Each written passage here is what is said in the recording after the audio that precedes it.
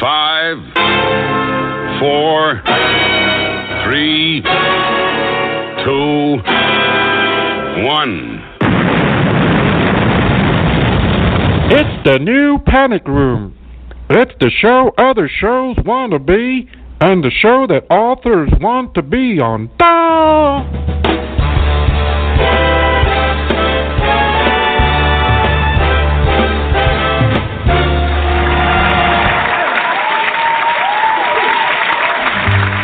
When I see my baby, what do I see?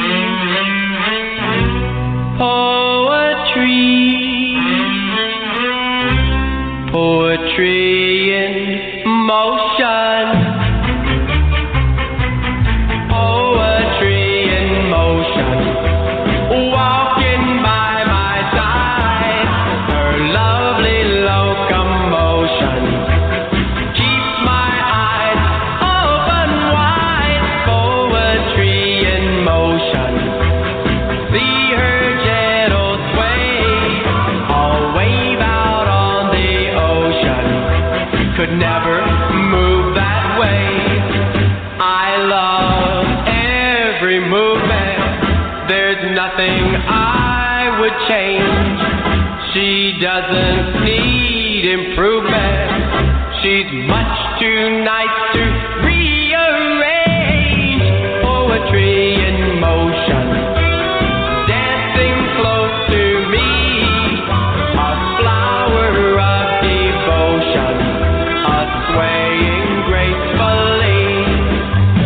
Oh, oh, whoa, whoa, whoa, whoa, whoa. Oh, whoa, whoa, whoa, whoa, whoa. Oh, whoa, whoa, whoa, whoa, whoa. Poetry in motion. See her gentle sway, a wave out on the ocean. Could never move that way. I love every movement. There's nothing I would change. She doesn't need improvement. She's much too nice to rearrange. Poetry in motion. All that I adore. No number 9 love potion could make me love her more. Oh, oh, whoa, whoa, whoa, whoa, whoa. Oh, whoa, whoa, whoa, whoa, whoa. Oh, whoa, whoa, whoa, whoa, whoa. The all-new Panic Room radio show is brought to you by hellboundbooks.com.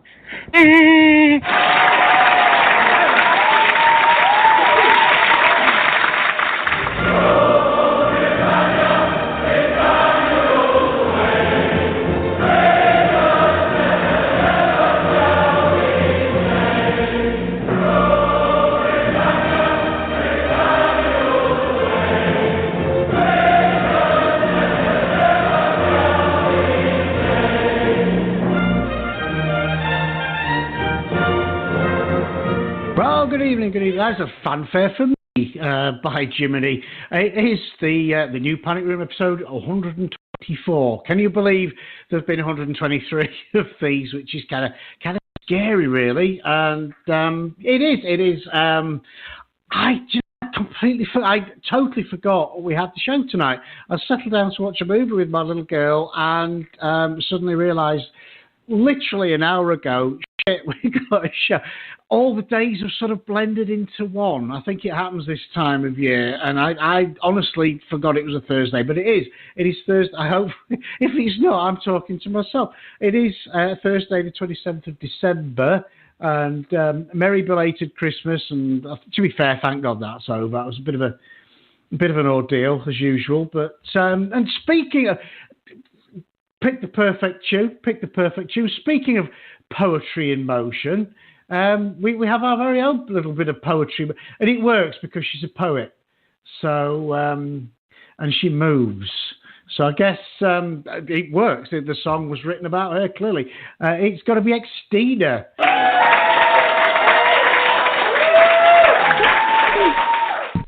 How smooth was that?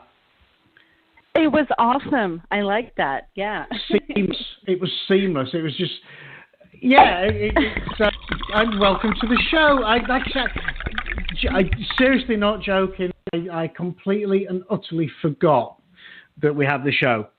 You know, I think my brain thought it was Saturday. It's been one long Saturday since last Saturday. So what's going on? Yeah, I didn't forget, but the time was sure slipping away from me. I looked at it and I was like, "Holy crap! It's like less than an hour." So I had to Yeah. Well, it's funny if it wasn't for the fact that my daughter was getting a little bit tired and she said, "Can we finish watching the movie tomorrow?" And I just like. Oh, good job she said that. Otherwise, I'd have either, I'd still been watching the movie, or I'd have fallen asleep. So it's that. And speaking of which, India joining us after the break. She's going to be reviewing the movie of the moment, actually, which is Bird Box, which we sat and watched last night. I'm not going to. She will give you her honest to goodness opinion on the movie. So that'll be good. So it is Thursday night, and again, as usual, I've no idea what's going on. So what have we got this evening, Xtina? Tonight we have horror author Edward Trimnell. I think is the pronunciation of his last name. If not, he will let us know. Well, that'll be great. I'm excited to have him. Yeah. I'm excited. Always great to meet new authors. And I'm trying to think of a segue, but I haven't got one. But Donald Trump, obviously, has been in the news again. He totally destroyed some poor little kid's belief in Santa. He visited the troops, and I can imagine, they were thrilled. I can imagine that they were thrilled. And it's funny, actually, because I've got a bit of an ongoing Facebook thing a feud going on with one particular Trump supporter. She's one of these. If Trump broke into a house and took a shit on her cat, she would still think he was the donkey's whatnots. And she's on this whole she's on this whole Michelle Obama is a man kick. And her argument is that because there's no pictures floating around of Michelle Obama when she was pregnant, therefore she's a man. And it's so maybe she's not a media whore, because obviously she had her children before Obama was in power, so maybe they're private. Maybe she doesn't plaster. I don't plaster personal shit all over Facebook. And it was like, no. Yeah. And yet, unlike Melania Trump, and we know for sure that she's not a man because we've fucking seen it. We've seen all her bits and bobs and all the moistness and boobicles and everything, because we have. They are all over the internet. Maybe if Michelle Obama, put out a few hamburger shots across Facebook and Instagram, that whole thing would go away. But I mean, it's just she's got more dignity than that. She's got more dignity in her little finger than the whole Trump family have put together, to be honest. I agree with you, but did you actually say hamburger? I did say hamburger shots. If I've offended anybody in any way, shape, or form, I couldn't care less. So there you have it. But it's almost becoming no longer sport really to pick on these people because they are so stupid. It is a commonality throughout this type of person. They're just so dumb fucks stupid. It's not a challenge anymore. No, they make it too easy. Yeah, definitely. They make it too easy. So look at all the great things Donald Trump's done. Like what? Most of his staff have gone. He's got this revolving door thing. People are coming. His chief of staff's leaving. His head of defence has got. Everybody's leaving because they don't get caught up in the shitstorm when it all goes down. Yep, smart on them. But these people, these are the people that got him into power. They're just hard and fast, no matter what he did. They think he's just wonderful, and it is that mentality. And it is, if you haven't seen the movie Idiocracy, watch it. Seriously, watch it. And I first saw it a few years ago, and it's a good sort of bit of comedy. I watched it again recently, and it's sort of, this is really funny now. We're living this. We have a complete moron as a president. I mean, that was voted in by a complete utter moron. But anywho, as a tribute, as a Christmas tribute to the Donald, I'm going to play this because I love this.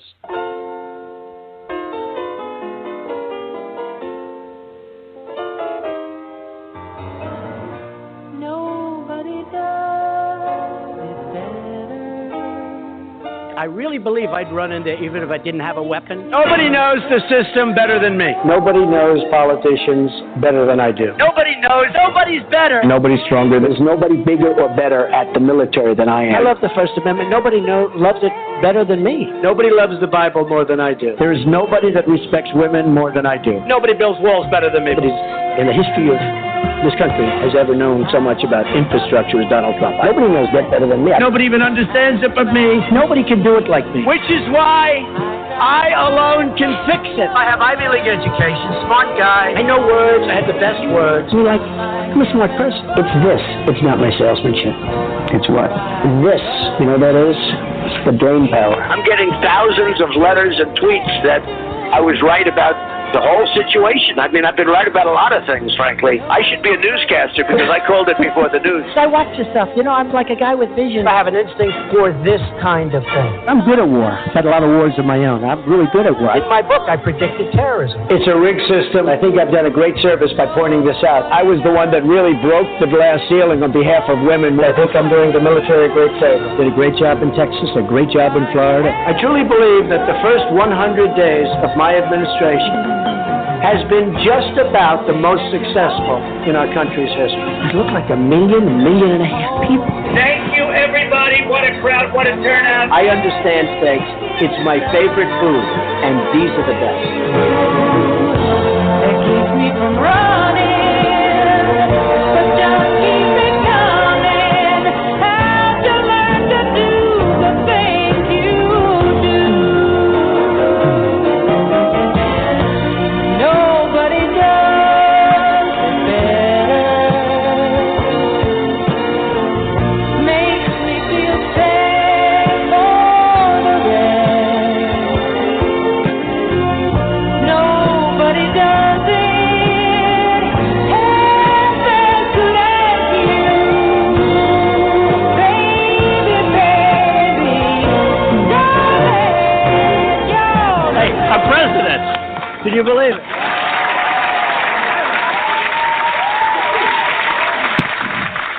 A little tribute to the Donald there, which is, oh, bless him. What he did forget, obviously, to say he's the best at being a bit of a knob. So there's that. He's There good is at that. He's great at that. Yeah. He is the absolute best at being a dick. I mean, give him something. Give him that credit at least, So, hey.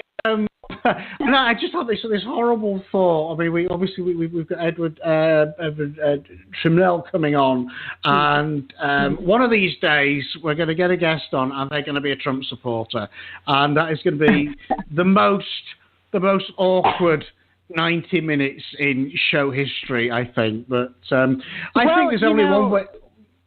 Go on. I do remember the one show where we had Deborah Anastasia, and we were just, pretty much trashing E.L. James and by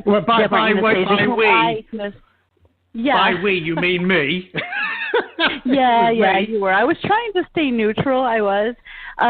But yeah, and I love Deborah Anastasia. Love her to pieces. And she gets on and she's like, I'm friends with her, and she might be listening. Yeah, I thought Deborah's never been back. She never came back on. No, she did too. She did too. I love her. She did. She's a good sport, but I mean, we don't do neutral. Well, I don't do neutral. You are sort of imagine this show if it was just me all the time, because it would just be like you're sort of a level you're sort of a bit of a barometer for me, and sort of bring me down from somewhere. Yeah. But I don't do neutral. I think I just never have. It's one or the other with me, I'm afraid. Yeah, you are. I could never be a diplomat, and I've been told that many times throughout my life. You just don't try for a job in the diplomatic corps, they used to say. So, and I didn't. Maybe I should have. No. But, no, not really. So I think we should find out. If you would like to introduce our first guest, that would be awesome. Our first guest is horror author Edward Trimnell. Yay!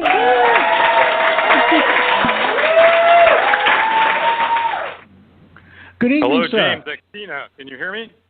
Yes, we can, Edward. How are you, sir? Oh, very good. Thank you for having me on tonight. I appreciate it. Glad to be here. Joining you from windy Ohio right now. Oh, awesome. Nice. Is that where the potatoes come from? No, we're just a little bit east of where they grow the potatoes. In Ohio, there's not too much. We grow chemicals and machine tools, and that's about it. Oh, wow. Yeah. Isn't Ohio... I think Ohio's one of those states that have like a population of like 6 or something. I mean, it's like a very, very thin population. I'm still learning about the states. No, I think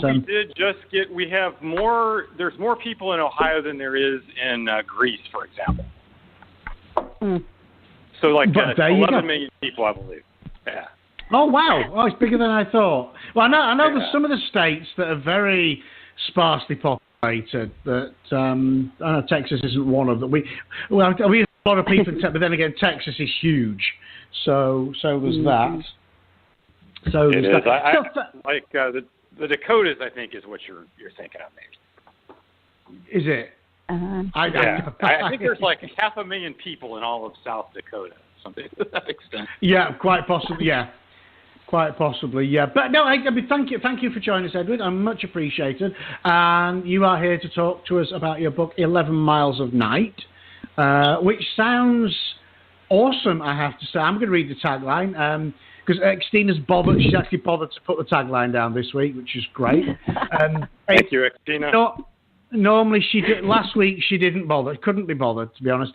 A college student. I had it. I just didn't. Xtina, you just didn't write it down. Just don't try to cover up.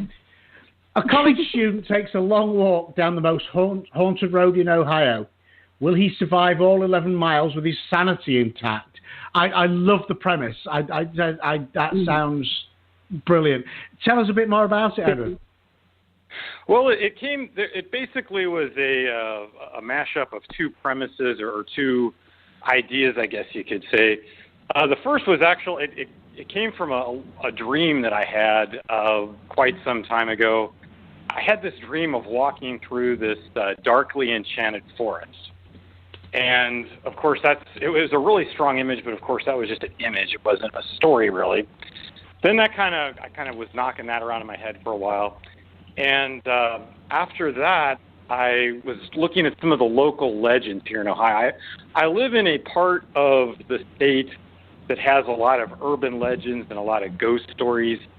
For example, not too far from where I live, there's this stretch of the main 2-lane highway around these parts called Ohio Pike. And there's an area called Dead Man's Curve where since the late 60s they've seen this apparition that supposedly jumps on people's cars. I don't know, I should drive it some night and find out because it's just a few miles from my house. That sounds great, yeah. Yeah. But I got to thinking about that legend I was thinking about too. But then I decided I wanted to take it a step further and make it kind of, I don't know if you, in the UK, if you had the Looney Tunes or not, but there's this. Oh, yeah. Yeah. Oh, okay. There's this end of the segment where like all of the different characters get on stage. So I wanted to have this road that was not just one apparition or not just one spirit or one monster, but a whole bunch of them, so that the whole thing was paranormally active. Yeah, paranormally active and so on.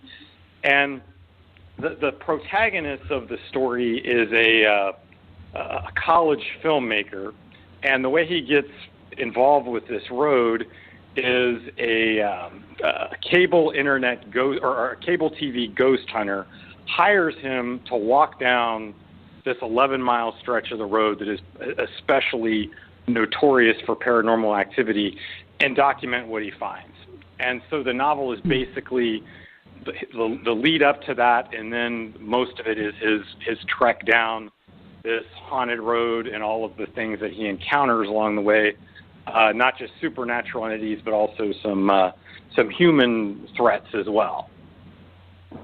Oh, that sounds fantastic. I love the premise. It sort of reminds me a little bit of Clive Barker's Nightbreed, where he brought together a whole bunch of monsters together. And I like the idea that, you know, all the monsters and that sort of hang out together. That's pretty awesome. You're right. Pretty Clive awesome. Barker does. I read a lot of Clive Barker. He was just really breaking out in the mid-'80s when I was in college. And, I did read a lot of his books. He was probably a big influence on me, I'd say. Yeah, I have to say, I mean, I read books of in 87-ish, thereabouts. I was actually, I left the university, I was working, I was actually working away, and I bought the whole set, and absolutely blew my mind. I mean, just phenomenal.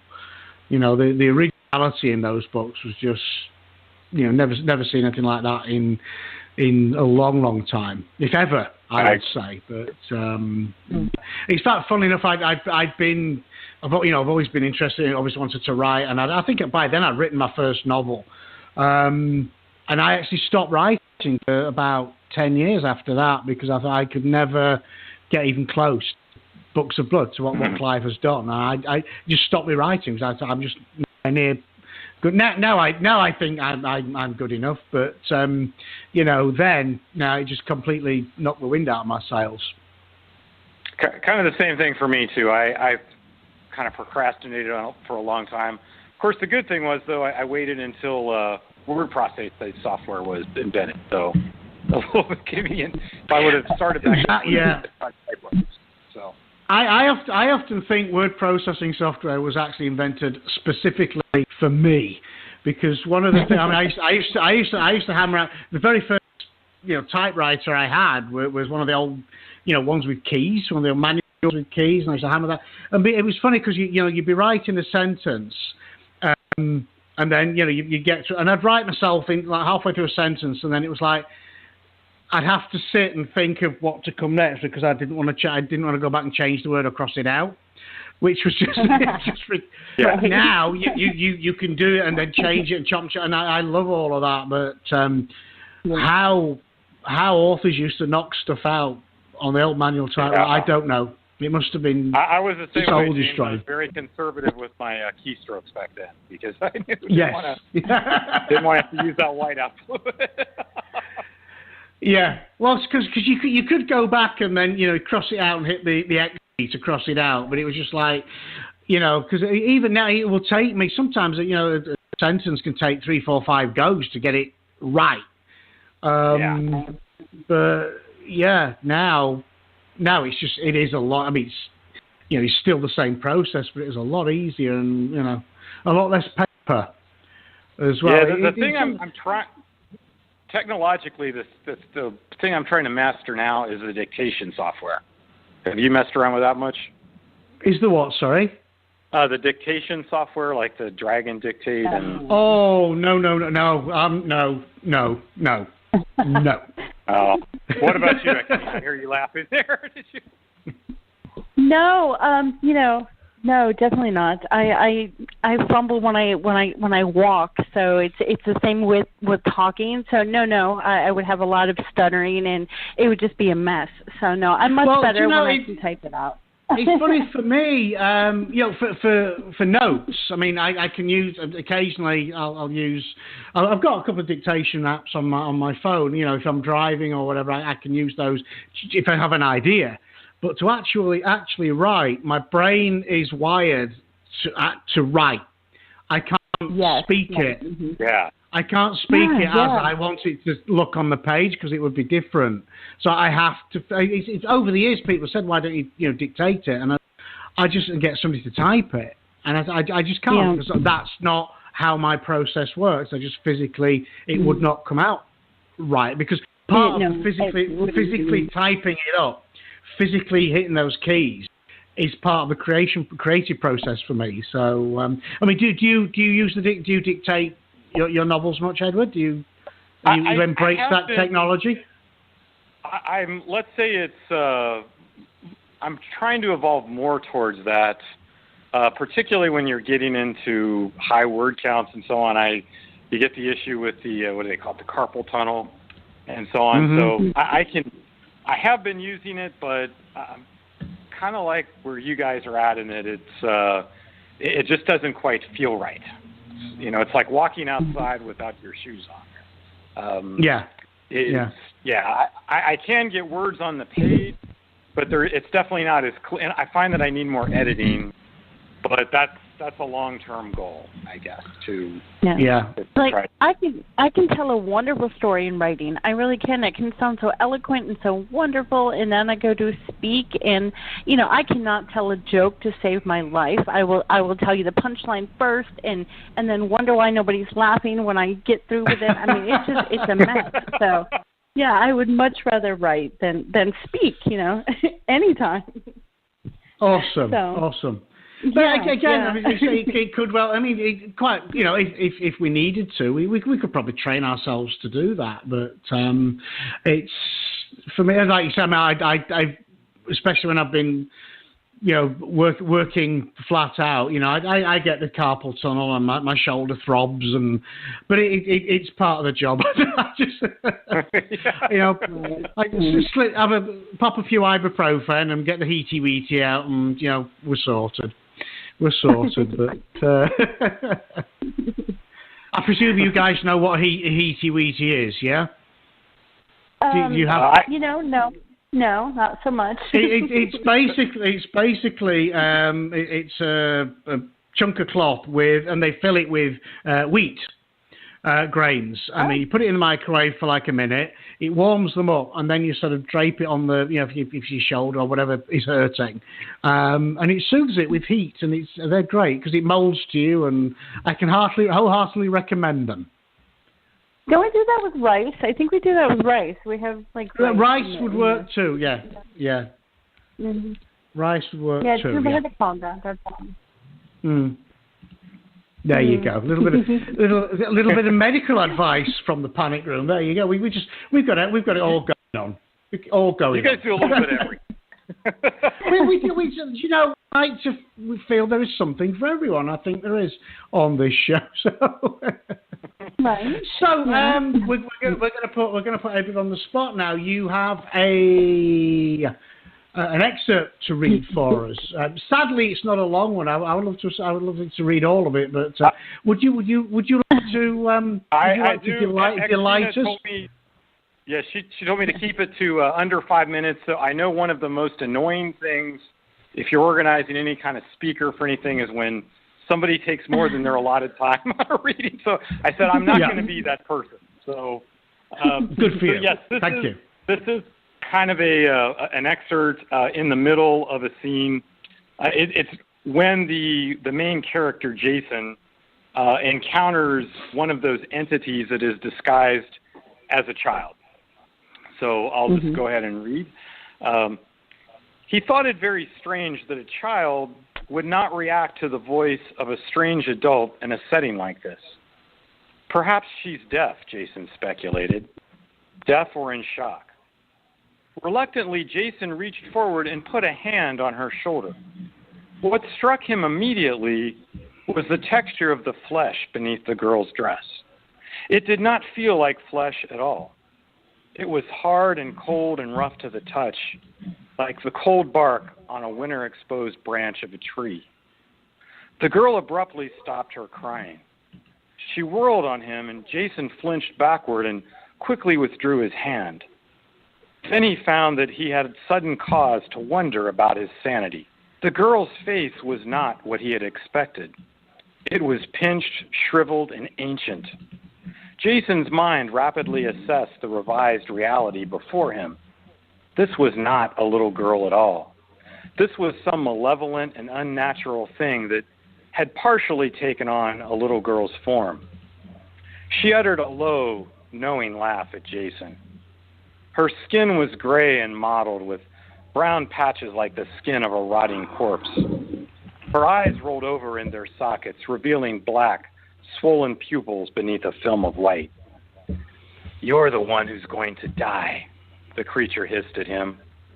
The girl thing opened her mouth to reveal a set of teeth that were long, yellow, and canine. Her hands shot up, and Jason could see that the skin of her arms was also discolored and wrinkled. The thing's fingers and blackened nails were impossibly long. She darted for his throat. Jason jumped backward, tripping over his own feet, and taking a pratfall on the pavement. He raised an arm in defense. Now that he was vulnerable, he was sure that she was going to pounce on him. With those long talons at the tips of her hands, she could easily rip his throat open. At that moment, he became aware of the sound of a car's engine, and the two of them were illuminated by an approaching pair of headlights. The girl held up one arm to shield her face from the headlights. She seemed to have suddenly forgotten all about Jason.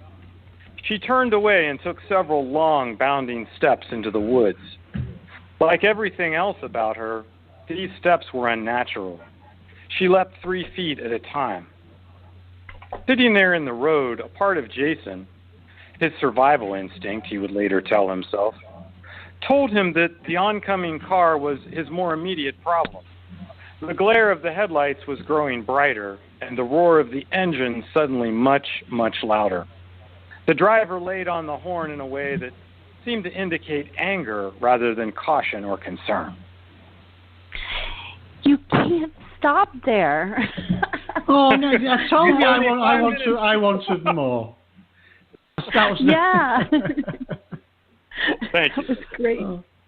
Yeah, to paraphrase Monty Python, that was never 5 minutes just then.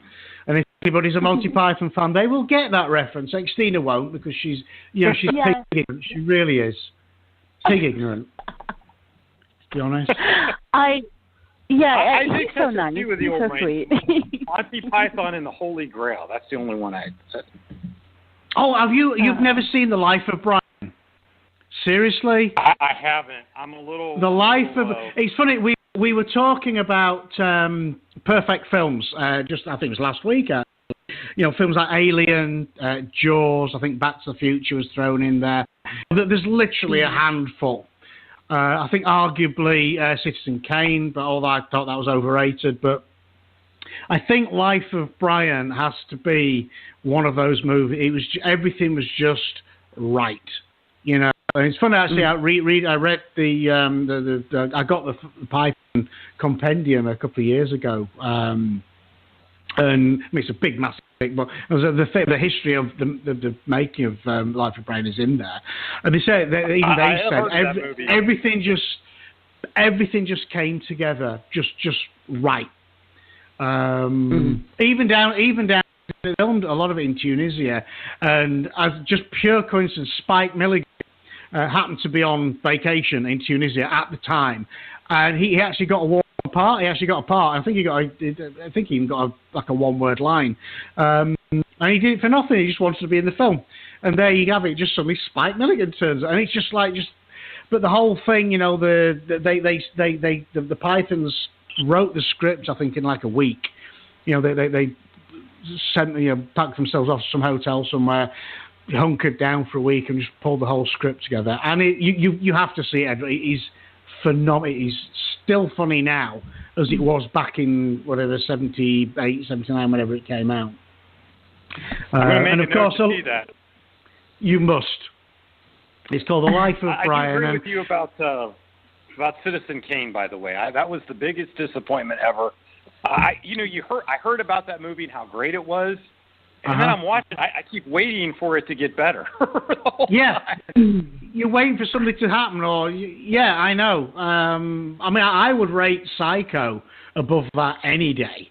And Psycho, again, I would say, the original Psycho, not the travesty with what's his face on. I can't remember his name. Vince Vaughn. The original Psycho was phenomenal, and I only watched this in case because everybody said it regularly tops the polls. I don't know who votes for these things. Regularly tops the polls of best movie ever. And I'm with you, Edward. I didn't get it. But hey, maybe that was just me.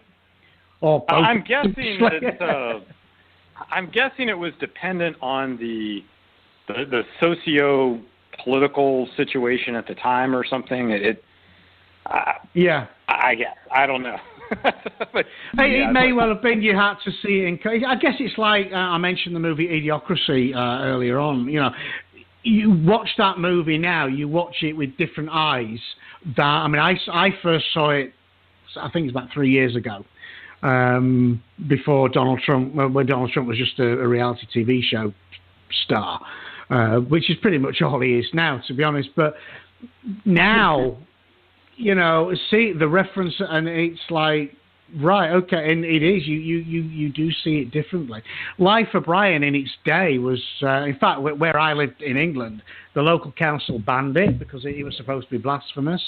And the Python said it wasn't, a take on Jesus. It was, a guy called Brian who was mistaken for being the Messiah. But because it was the Python, it was irreverent. It was obviously a swipe at Christianity. It was placed in England, banned. I think so in some countries of the world, it's still banned.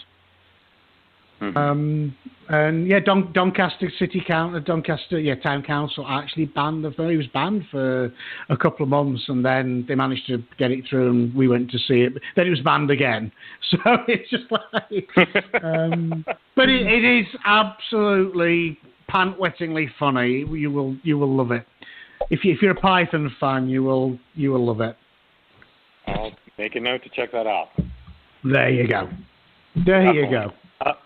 As far as satirical films of the, I don't know. This one's kind of you guys might terminate the call when I say that I like this one. But did you guys watch Blazing Saddles? I did, and it's one of the. I watched it. I saw it actually when I was at university. It's one of those films that everyone raves about.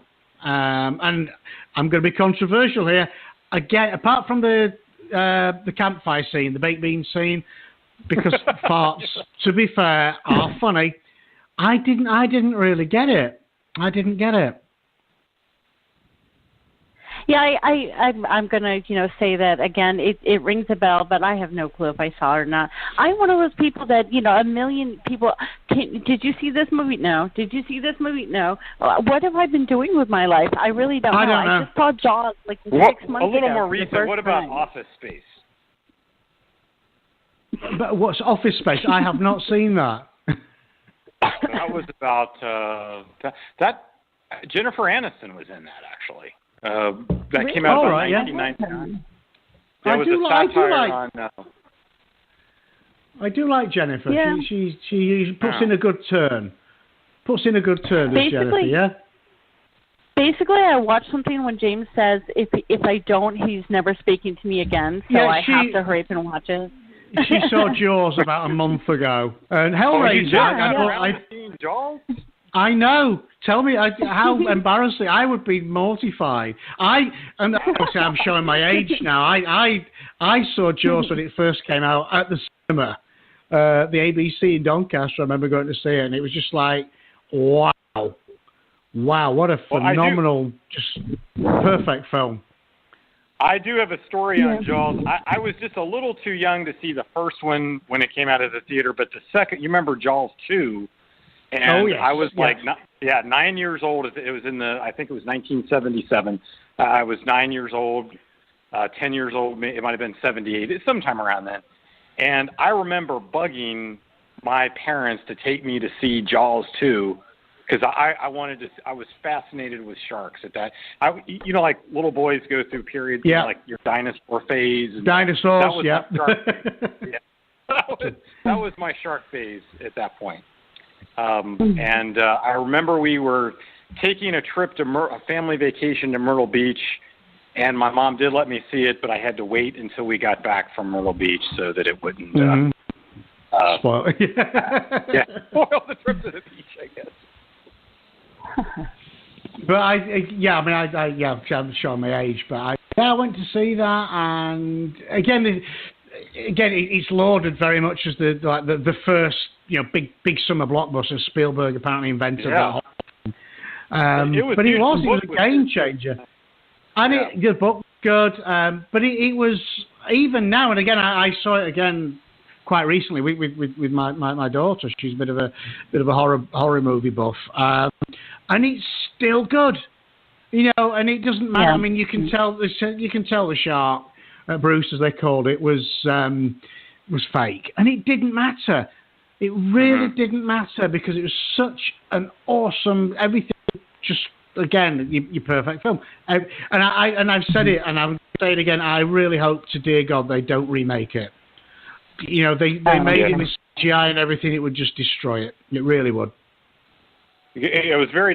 They had everything was perfect in that. They had the right actors like Roy Schneider, Dreyfus, and the script Robert followed Shaw. The movie. Yeah, the script followed the movie pretty closely, and the tension was there. And you're right. That was one of, I guess it was, if not his very first, one of Steven Spielberg's first films, and they just nailed everything there. Yeah.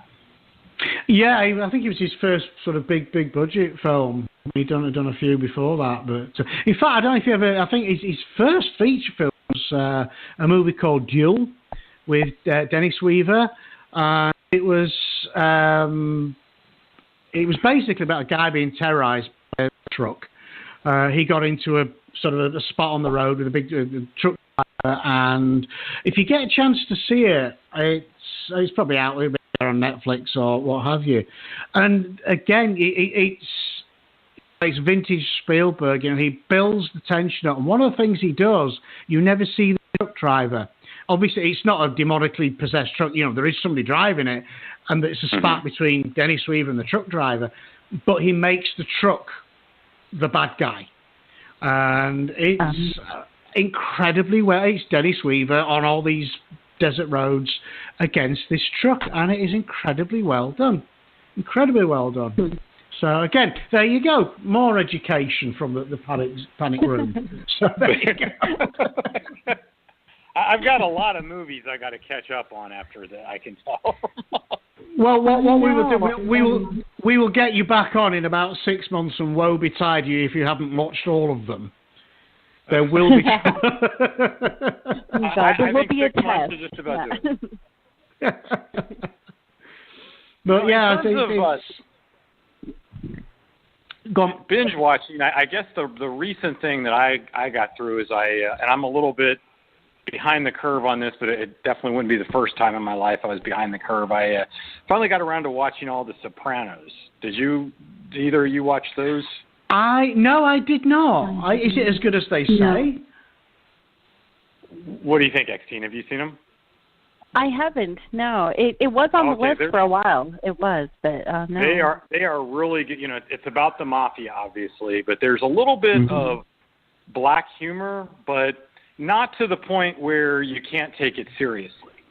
So there is a little bit of that dark irony in it. So it's not quite like The Godfather. The Godfather, there's no humor or levity in The Godfather whatsoever. No, none. But no, the thing about the thing about The Sopranos that I like is it is a mafia series, but it's also a family drama as well. And the lead character, Tony Soprano, I would say one of the most compelling characters in TV that I've ever seen. So I definitely recommend that. That'd be my recommendation. Awesome. I'll look into it. Binge watching television. Well, I was aware of it, and so I'm speaking, Xtina. Thank you. Did Edward? You can't get the staff. You really can't.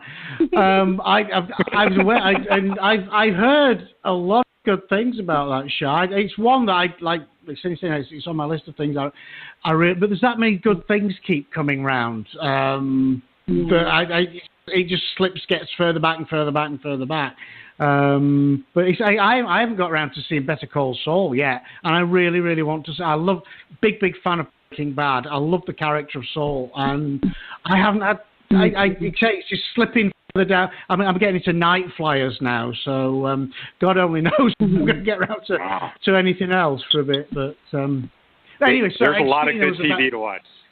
Unfortunately, yes. There's a lot of shit as well, but there's enough good stuff to keep us occupied. Unfortunately. Well, we have to take a short break, Edward. We're gonna pay some bills, and don't go anywhere. And we will have you back on. I think we're gonna have Indy on first, and she's gonna review something for us, and then we'll have you back on. Okay? Okay, I will stand by. Okay, and we will be right back after these messages, as they say in sort of real radio land.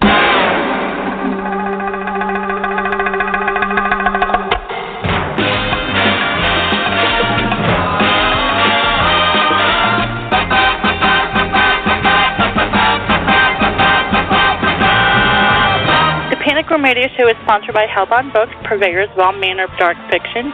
You can find the publisher along with links to all their available works across platforms at hellboundbookspublishing.com. Hellbound Books is proud to be the first in the indie publishing business with a very own app on both Google Play and the App Store. In the mood for something steamy to read, check out new erotica author Jennifer Lynn's website at jenniferlynnerotica.com. You can find James at his website, www.jameslongmore.com, and Xtina has an author page found on the Hellbound website. Don't forget to follow the Panic Room Radio Show on social media. Our Facebook page, Unofficial The Panic Room Radio Show, Twitter at Panic Room Radio, our YouTube channel, The New Panic Room Radio Show, and come visit our website at www.panicroomradio.com.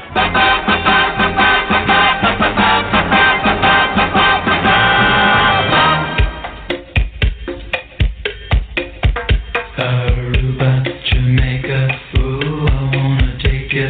Bermuda, Bahama, come on, pretty mama. Key Largo, Montego, baby, why don't we go? Jamaica, off the Florida Keys. There's a place called Kokomo. That's where you wanna go to get away from it all. Bodies in the sand, tropical drinks melting in your hand. We'll be falling in love to the rhythm of a steel drum band.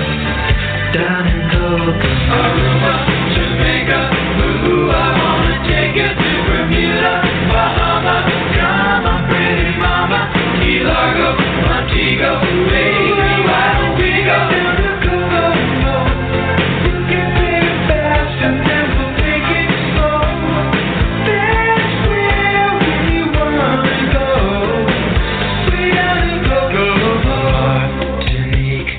Montserrat Mystique, we'll put out to sea, and we'll perfect our chemistry.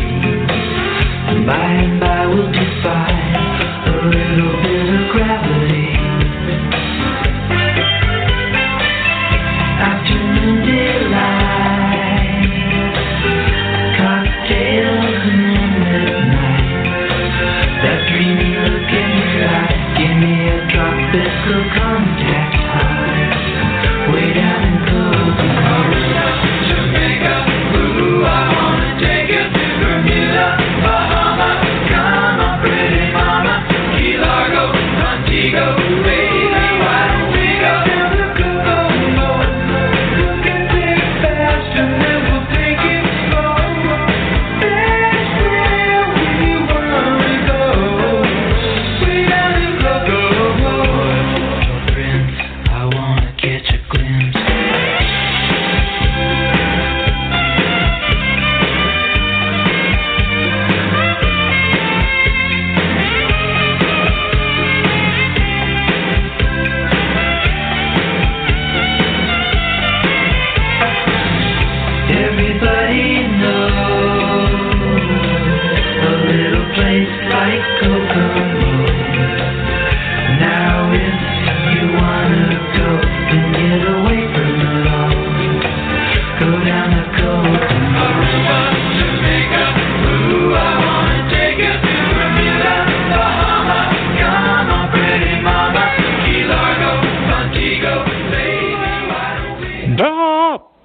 welcome back to part 2.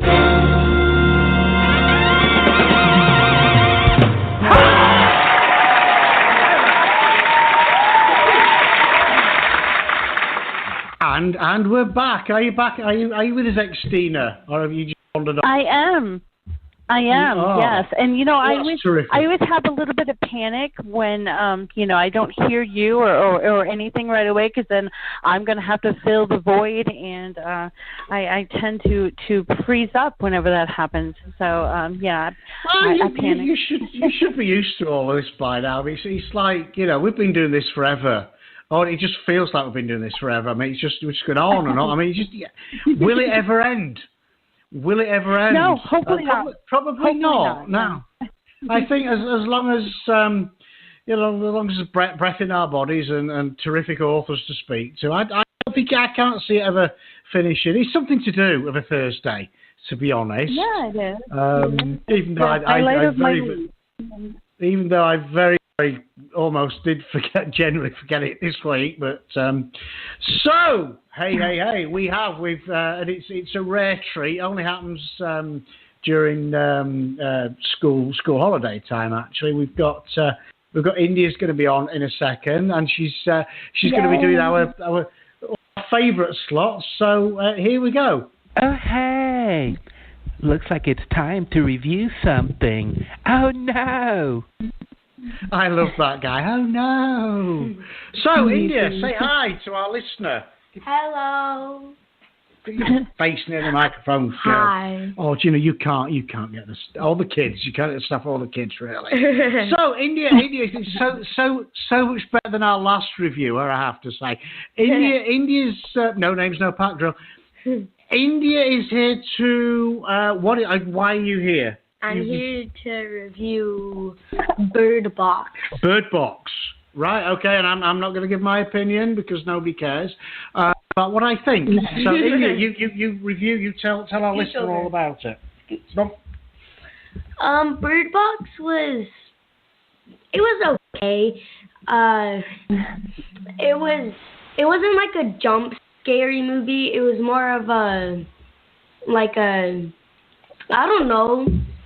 It had a few jump scares in it, but it was more of a slow burn psychological thing, wasn't it? I kind of thought it was like Slenderman because you couldn't, there's this thing going around and you couldn't look at it or it would make you insane and crazy. Well, people saw these creatures. They went mad and killed themselves. I mean, don't want to spoil it for anybody who's not seen it. Xtina, who'll probably end up seeing it in about 30 years' time. When I finally got to the end of my rope and threatened to not let her on the show ever again. But actually, it's on my list to see soon. Yeah, it's on my list. It's on Netflix. You should. It is. I did enjoy it. I mean, it was enjoyable, wasn't it? It was tense. Sandra Bullock was phenomenal. John Malkovich is always a joy. I have to say, always puts in a good turn. So, what was your favourite bit? I think my favorite bit, I don't want to spoil anything, but I think my favorite bit was, I think my favorite bit was whenever they let this one guy in, and basically he claimed that he was, that he didn't see the creature, and then, they blocked all the windows and stuff, and then these two girls had their babies, and then he tore down the newspaper on the windows and made them look at the light. And one girl, she just had her baby. She saw the light and ran and jumped out the window and killed herself. And then the other girl didn't look at the thing. Didn't look at the there was a lot of babies people having babies and whatnot. But only 2. Well, 2, But it was, I don't know if again, in fact, there was a movie, M. Night Shyamalan movie a few years ago called The Happening, which was one of the most god-awful films on the planet I've ever had the misfortune to pay money to go and see. And it was kind of reminiscent of that, in which, you didn't really get to see, you didn't see them, but it was done a lot better. I mean, with that, the M. Night film, it was the trees what done it. because the trees were putting out a pheromone that was making people kill themselves, which is just really ridiculous. But so it's kind of reminiscent of that, but a heck of a lot better. It was incredibly well done. Now, so it is. I do want to see it. It is on my list to see like soon, like really, really soon, the next few days or whatever.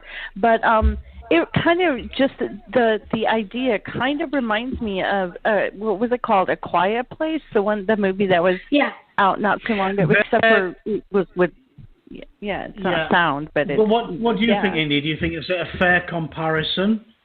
Do you think it was a bit like A Quiet Place? Nope.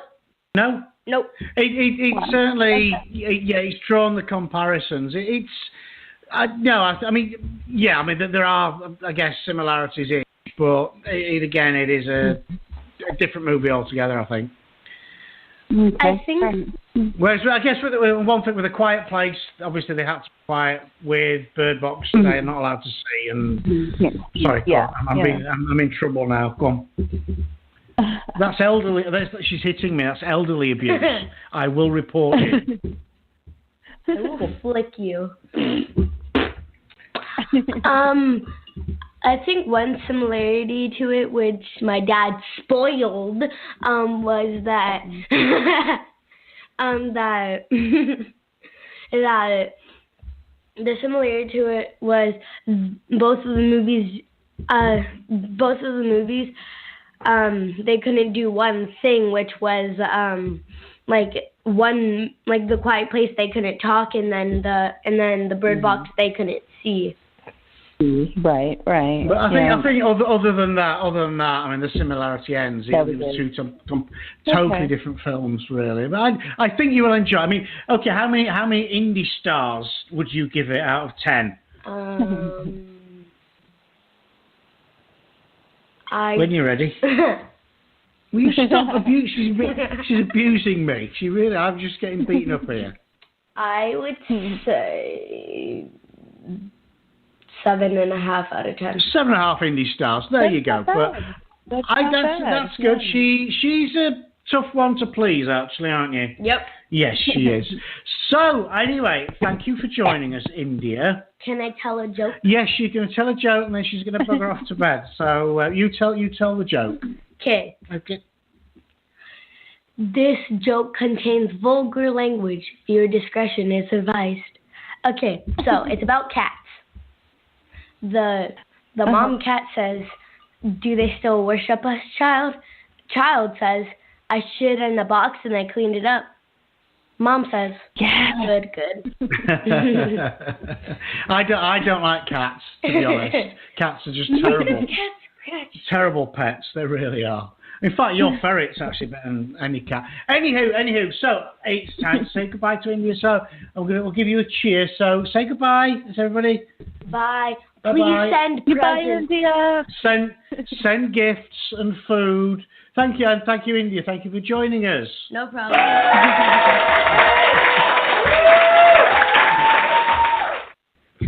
Thank you, India. Right, there you go. What a great review. But yeah, you know, she's tough to please, movie-wise.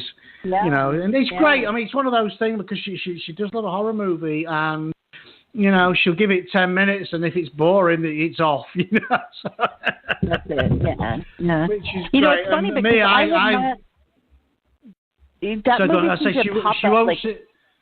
she won't sit through the crap that I sit through. In fact, speaking of jokes, I saw a great joke about actually Bird Box saying Netflix is trying to figure out how come 14 million people have seen Bird Box on 6 Netflix accounts. So. Oh wow. It's a joke, but. Yeah, no, I saw that. That movie seemed to like pop up out of nowhere, and like everybody is talking about it. I mean, when I go on Facebook, every other post in the last few days have been about that movie, and it just. Some people have said they don't like it. I mean, you know, again, it's not for everyone, and I think that the parallels with The Quiet Place are there. But I mean, Bird Box was written. It was obviously a book long before Quiet Place came out. But I think both, you know, I enjoyed Quiet Place. That was a very, very good movie. You know, so yeah, I watch it, and we can see what you think next week, or knowing you in 30 years' time when you get around to actually watching it. So. Yeah, that's more like it. Yeah. But no, it's nice to see. I mean, Netflix, I think Amazon Prime, obviously they're generating their own content now, and there's some good stuff. There's some good stuff coming out, which is great. Yeah. You know, they're not pandering to the big studios, which is great. You know, you don't have it's not, because you see a lot of the big studio stuff, and again, I'm going to pick on the Conjuring universe stuff, which, to be fair, we watch it. Again, it's great for kids of his age, because it's got the jump scares, and it's not too gory, it's not too taxing, and it's pretty formulaic, you know. And they're like movies by committee, pretty much. But you get the independent stuff, your Quiet Place, your Bird Boxes, your Babadooks, that sort of thing. The Jane Doe, obviously, which is a big favourite of mine. And they dare to be different. They dare to be different, you know, and you know, I think we're going to see more and more, good quality stuff that is coming, straight to streaming, straight to Prime, straight to Netflix, etc. Which is great. I mean, it's great for, creative, and hopefully, it throws the door open for people like us who actually write the things in the first place. I think I was surprised to see that it was Sandra Bullock in, Independent, and because you see her on, at the movies. Yeah. Well, John Malkovich likes to do, he, again, great actor. He probably pops up in more independent stuff. But, the last thing I saw her in was Gravity, which obviously a massive, big budget mainstream movie.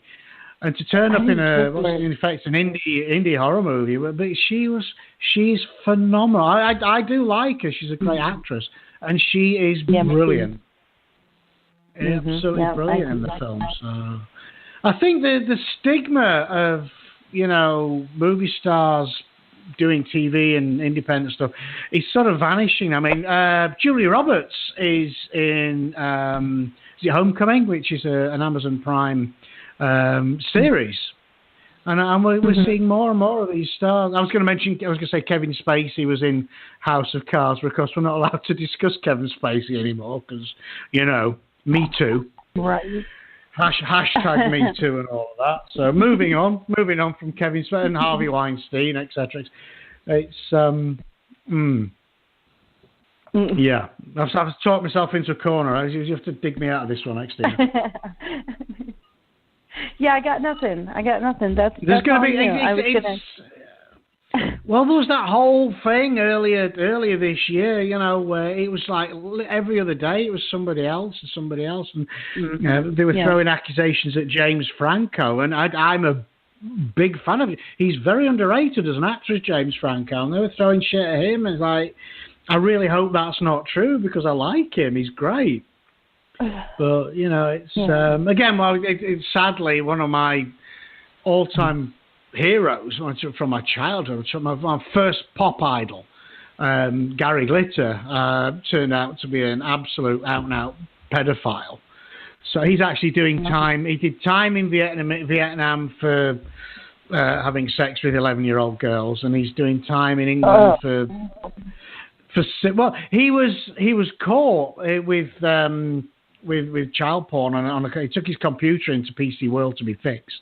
And of course, it's like, this is Gary Glitter, so we're going to check what's on his hard drive. And I think he did a little bit of time for that, but got away with anything too serious. And then he went to Vietnam and did that. And then he came back to England, and they got him on one of these historic things that he's supposed to have, done things he shouldn't with young girls back in the 70s, and he's doing. He'll probably die in jail. I mean, the sad thing is, like I say, he was my first, pop idol as a kid. So it's kind of destroyed my childhood a little bit. Definitely. I hate to admit it, but the whole Bill Cosby crap. I grew up on the Cosby Show. Yeah. I was a huge fan. Yeah. I know. It's funny. I was never a big fan. It's a bit schmaltzy for me. I was never. He got it over in England, but we Little Bill, which was Bill Cosby, and we used to watch that. But Bill Cosby. I mean, he will probably die in prison as well. It's sad. It really is. One of the first real comedy shows that I watched, and is way back, was Bill Cosby himself, and I thought that was hilarious. I laughed so hard I cried. Yeah, but it's sad. Oh well. But then again, I mean, you feel sorry for obviously, a bit of your childhood's gone, but obviously it's the victims of these people you really feel sorry for. The stuff they did was. I mean, I think one of Gary Glitter's alleged victims, I think, actually killed herself many years ago because of the shame and what have you. Nobody believed her and all the rest of it. And it's just like these people, they get into a position of power like that, and they destroy lives, which is just, it's wrong.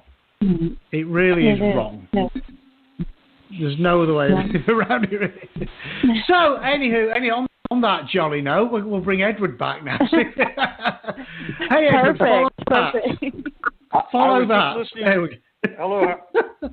I was just listening to the conversation about Bill Cosby. I'm going to really date myself on this one, but do you remember Fat Albert by chance, either one of you? I do. Yes. With Bill Cosby, yes. Back in the 70s, that was one of the staples of Saturday morning television.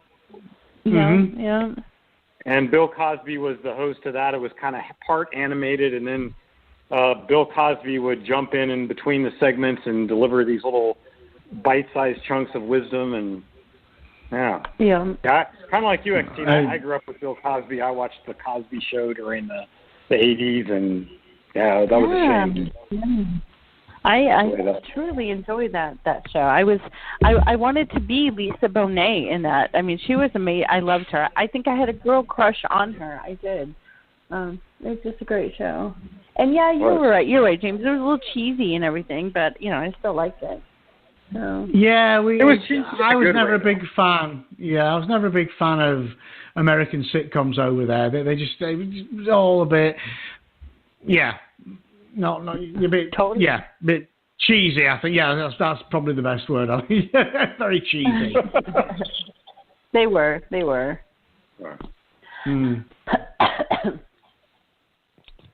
Oh, since we have Edward back, Xtina, do join in. Oh, do join in. I was going to say that, because we have Edward back, and I have missed doing it for the last couple of weeks, or doing the whole thing. But could I get you to do questions with me, Edward? Absolutely, I'm game. Yay! Do we have a little jingle? Awesome. Yeah, let's. Yeah. And now, 11 questions. Okay, number 1. What is the best or worst movie you ever saw? The best or worst movie that I ever saw? Well, James, you're going to think this is schmaltzy as well. And I know so I'm just kind of. You may be surprised. He's not going to like this movie, and this actor has become controversial, and he said some horrible things and so on. But I like the movie. I was a big fan of Braveheart when it came out. Oh yeah. That was a good film. That was a good film. Mm-hmm. Yeah, and I have to say, I've been a Mel Gibson fan since Mad Max. But yeah, he again another one who sort of let his mouth run away with him a little bit. But he's made some good movies. Yeah. Braveheart was totally and utterly historically inaccurate, but it was a good movie. Okay, number 2. What was the very first grown-up horror novel that you read? Oh, that Salem's Lot, Stephen King. I read that when I was actually it was the book that got me, in an adult sense, kind of interested in writing. I was working at the high school library on my free period, and I picked it up, and I just kind of on a whim, and I read it in like 3 days, and I thought it was just absolutely great. Yeah. It was awesome. a great book. Yeah, and I hear that answer often. It's usually a Stephen King book. Yeah, that's great. Mine was Pet Cemetery. I read it during a camping trip. That was a good one as well. That was great too. Pet Cemetery. It was. It was great. Yeah. I'm looking forward to the. Sorry, I'm cutting in. I'm looking forward to the remake, and I'm not a big remake fan, but I'm really looking forward to the remake next year. So yeah, should be good. Okay, what is your favorite cuss word? My favorite cuss word? Oh my goodness. Is this like a PG-rated show or a what? No, you go for it. You go for it. So the little girl is gone now. She's not here anymore. So you have okay. it. You know, I'm gonna think. Isn't there a British curse word like bullocks or something? Bollocks. Yeah. Yeah, bollocks. Yeah, bollocks is a good old British curse word. Yeah, I'm gonna go with that one. I'm gonna be safe. Bollocks. Awesome. Yeah. That's a good one. And I was going to say that, James said, don't worry, the little girl's gone, but she probably knows more cuss words than I do. I'm just going to throw that out. She has, and I don't know where she gets it from. She's got a foul mouth, she really has. And he doesn't know where she gets it. Yeah. No idea. Moving on. Right. Okay, what would be the worst way you can imagine yourself dying? Wow. The worst way. Right? Oh, that's easy too. I have there's only one creature on the face of the earth that I have a phobia about, and those are wasps. I hate wasps. Ah. Stung that's by a good wasps. one. Yeah. Oh, well, I've got a film you've got to see. It's called Stung. Again, a great indie horror movie about giant killer wasps. So you may enjoy that. I might. It is a good movie actually. Yeah, but that's the point. Yeah, well, what else? To be honest. Well, I was stung by demons before, but the wasps really, really are bad. Yeah, I almost cried. It was bad. Okay. What was your very first pet? My very first pet? Mm-hmm. Scruffy the cat, 1976. Wow. Yeah. Oh, bless. I do like cats. I got to admit. I don't have one now, but I kind of prefer their company to dogs. But I like all animals, basically. Some cats are really awesome. They really are. And then other ones are just total dicks. So there doesn't seem to be much of it in between, really. There really doesn't. And dogs usually, for the most part, are sweet and amazing no matter what. But, I did have a cat back when I was younger that was so awesome, and I loved her to death. And then, the next cat, that was a dick. So it's like hit or miss with cats, but usually dogs are all just pretty cool, Yeah. Yeah, they are, yeah. Okay, who is your biggest influence, either in writing or just in life generally? Wow. Well, I'll keep it with writing. I would say there's Michael Connelly would be I don't know if you guys are familiar with him, the crime writer. I just love the way he keeps things paced. And of course, I'm going to have to say Stephen King because he was the one who kind of got me. That's almost a cliche, I know, but right, but it's good. It's still there. Okay. Oh, I love this question. If you were God for a day, what would you do? Wow. I guess I would make myself 30 years younger. Wow. Yeah. That's a good one. That is a good one. Yeah. There you go. Yeah. Like that it one. Is. It's one I haven't heard. I like that. I think I'm with you. Yeah, I want to be younger. Yeah, that's good. Mm. I don't want to go back in time. I just want to be younger. But with what you know now, but be younger. Exactly. Fantastic. That's the caveat. Exactly. Yeah. Awesome. Okay, who or what is the crappiest horror or supernatural being, in your opinion? Oh, that's easy, too. I absolutely despise this trend to make vampires and werewolves like these teenage girl romantic fantasy. Okay, that's good. If I offended you, what do you want? No, I totally agree. Sparkly vampires should be banned. Yeah. And it's one of those things, I mean, the point with having a sexual fantasy about a vampire is, bearing in mind without getting too physiological. It's all about blood and transfer, and these things are dead. So, I mean, I actually sat through the whole Twilight series because I have a young daughter, as we spotted, and she got pregnant. How the hell did he get? But he's dead. How did that happen? Yeah. Really? I mean, if she got pregnant by the werewolf guy, that would have been believable. That I could have gone with. You remember in Angel, the Buffy spinoff, where Darla got pregnant by Angel, and that was two vampires. If you remember that show. Yeah, and I love Buffy. Never watched it. Oh man. Okay. And talking about vampires being love interests and everything. No, Twilight is cheesy. I did love it. I do love Twilight. I do. It's cheesy, but I love it. And then you have the Vampire Diaries, and again, I wasn't a fan or anything. But Buffy the Vampire Slayer, Buffy is awesome, and so is Angel. So I'm. And I think one of my biggest crushes when I was younger was Angel. He was, David Boreanaz. I love him to pieces. So I'm going to judge you on that answer. There you go. You've been judged. We've both been judged. I think. I got to be honest. I can't lie. Okay, let's see. Oh, this question always just freaks me out a little bit when I ask it to a horror author, but here we go.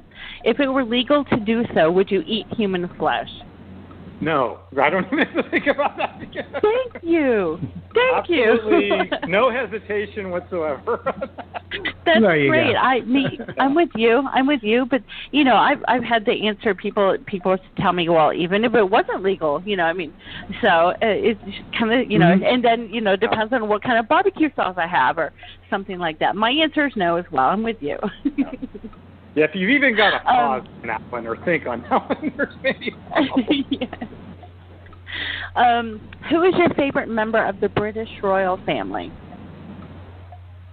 Oh, well, how far back can I go? Oh, as far back as you want. Mm-hmm. Yeah.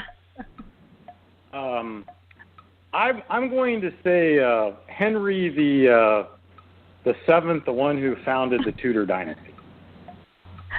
Wow. That's Excellent. a new one. Good choice. That's Good a great choice. one. Yeah. The first time these questions were asked on me, I think I was like a deer in headlights with that question because I am like, I think maybe I fell asleep during, social studies history class or whatever, when they taught. I have no clue. I'm like, the Queen. That's all I had. That's it. You did go for the Queen, didn't you? Yeah.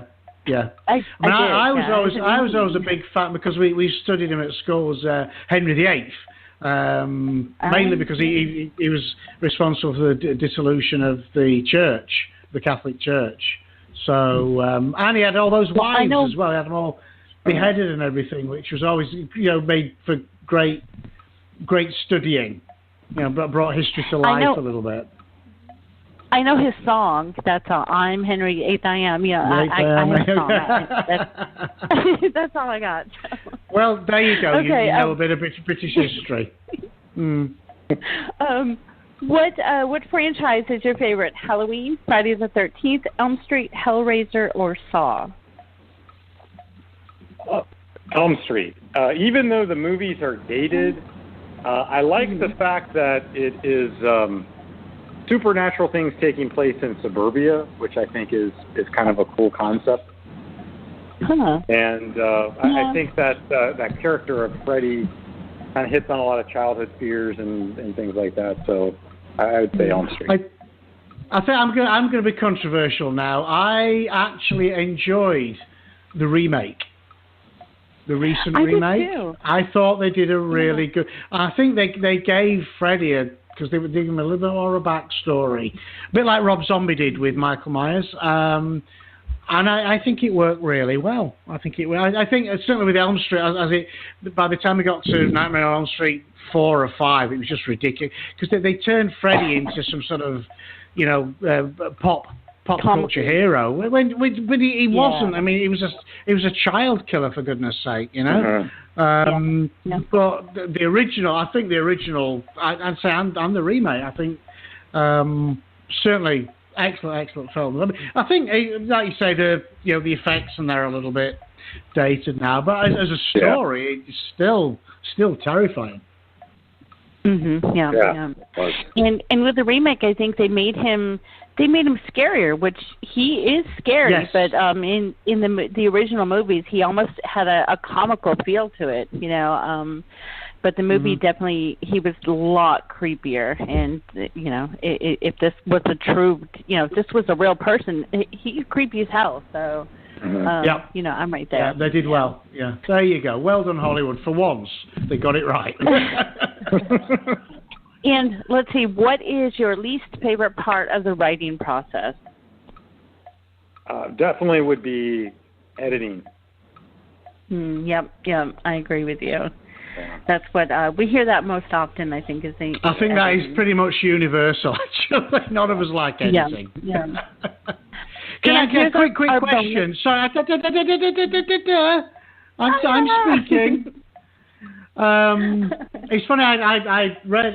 If you read Stephen King's book on writing, one of the things he said when he edits, he shaves off about 10%. I'm the opposite. I usually add about 10% when I'm editing. I mean, which camp do you fall into? You actually add to it?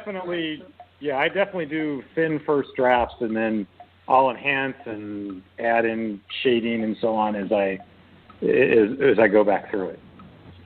Yeah. I'm somebody who adds in, definitely. Yeah, I would agree on the add-in as well. I have read authors who talk about shaving off here and there and cutting the scene, and I am not sure how they go about doing that. I mean, I'm like, I must have wrote it for a reason. I'm leaving it there, so I don't know. I don't understand how they do that. Okay, and this is our bonus question, and it is basically just for me. Baseball or stamp collection? I'm into both. Hey! I did a collection as a kid, but I'm probably more into baseball now. Woo! There you go. Yeah. And I have to say, I guess it's too early to get excited. I go through a little bit of depression when baseball season ends, and, everybody's like, oh, it's a Super Bowl, and they're all excited, and I just am waiting for the catchers and pitchers to report, which, doesn't happen for quite some time, but, we'll have spring training starting at the end of March, so I have that to look forward to. I'm a big baseball fan, and I drive James absolutely crazy. Well, you don't like baseball, James? No, I do not. No. And bearing in mind, I grew up with cricket, so the two are they're just incredibly dull. I mean, they're both just a lot of standing around, a bit of activity, standing around. Cricket's probably worse for that. And cricket, I mean, again, the rules in cricket are almost incomprehensible. And I've read books on it, and I still don't understand cricket, to be honest. But no, baseball, no, I just find it dull. I'm sorry. There's an inner game of baseball that you have to watch. It's not actually what's going on all the time. It's the inner game. It's a cerebral game. See, it's kind of like the short version of chess. I don't like chess either. Sadly, I have a very, very short attention span, and anything that takes too long to sort of figure out. I just, no, forget it. No, not happening. He does. Oh, Not my gosh. I have to give away a little secret. Sometimes if we have a guest on and they're reading an excerpt that, maybe it's not his cup of tea, I will hear him start to fiddle with things. I will. And I'm like, oh, my gosh. I'm like, Dave. I do. I'll start fiddling with things, yeah. I know. I'm terrible. Terrible. I've always been the same. I always have a very, very short attention span. If something doesn't catch my attention within the first few minutes, I'm done. That's it. My brain just goes, no, forget it. I'm not doing that. Which is, when we're plowing through the multitude of submissions we get, literally within, if it's not grabbed me within the first page, that's it. It's rejected. It's got, if it doesn't, because if it does grab me, and we've had some in that actually sat, and I've read the first 50 pages that an author sent in, and I said, send me the rest, and I will sit and read the whole damn thing because it's got me. Means it's going to be a good book because it's passed the Jim Acid test. If it'll catch my attention, it'll do well. Yeah, that makes sense. So there you go. Yeah. Oh, well, I think we're just about out of time for our show, and I want to thank you so much, Edward, for coming on. And already, I had a great time. This was like the fastest hour and a half of my life. I know. It's gone by far too quickly. Far too quickly. It's been an absolute pleasure, Edward. We must have you back on again. Absolutely. Definitely. I look forward to it. Thanks for having me. So quickly tell us where we can find you. I have my website is edwardtrimnellbooks.com, and what I do there, I put short stories up fairly regularly. I also am doing serial fiction there as well. I'm working on an ongoing project that I've got that I'm posting up to my website called Revolutionary Ghosts, and the premise for that is the Headless Horseman and some different spirits from the American Revolution come back to 20th century America. So I will get your links put up on our Facebook page. If anybody wants to stalk you, they can go there and do it. And again, thank you so much for coming on the show, and I will be bugging you to come back. Okay. It's been a pleasure, both of you.